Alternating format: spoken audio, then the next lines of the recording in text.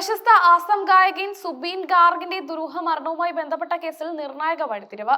ഗായകന്റെ മരണം നടന്ന ഏകദേശം 3 മാസങ്ങൾക്ക് ശേഷം പ്രത്യേക അന്വേഷണ സംഘം ഗുവാഹട്ടിയിലെ ചീഫ് ജുഡീഷ്യൽ മജിസ്ട്രേറ്റ് കോടതിയിൽ കുറ്റപത്രം സമർപ്പിച്ചു. സെപ്റ്റംബർ 19-നായിരുന്നു സുബീൻ ഗാർഗ് മരണപ്പെട്ടത്. എന്നാൽ കഴിഞ്ഞ മാസം നവംബർ 25-ന് ആസാം മുഖ്യമന്ത്രി ഹിമന്ത ബിശ്വ ശർമ്മയാണ് സുബീന്റെ മരണം കൊലപാതകമാണെന്ന് പരസ്യമായി വെളിപ്പെടുത്തിയത്.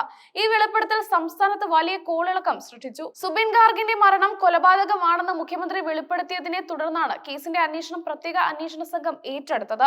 കേസിൽ സമഗ്രമായ അന്വേഷണം നടത്തിയ ശേഷമാണ് ഇപ്പോൾ കുറ്റപത്രം സമർപ്പിച്ചിരിക്കുന്നത്.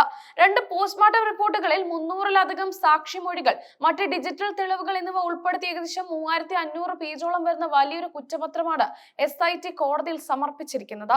കേസിന്റെ വിശദാംശങ്ങൾ വ്യക്തമാക്കുന്നതിനും പ്രതികൾക്കെതിരെ ശക്തമായ തെളിവുകൾ നൽകുന്നതിനും ഈ കുറ്റപത്രം സഹായിക്കും.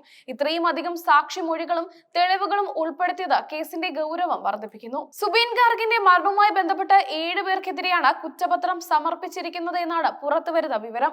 ഈ 7 പേരിൽ ഗായകന്റെ അടുത്ത വൃത്തങ്ങളിലുള്ളവരും ഉൾപ്പെടുന്നു എന്നുള്ളത് സംഭവത്തിന്റെ ദുരൂഹത വർദ്ധിപ്പിക്കുന്നു.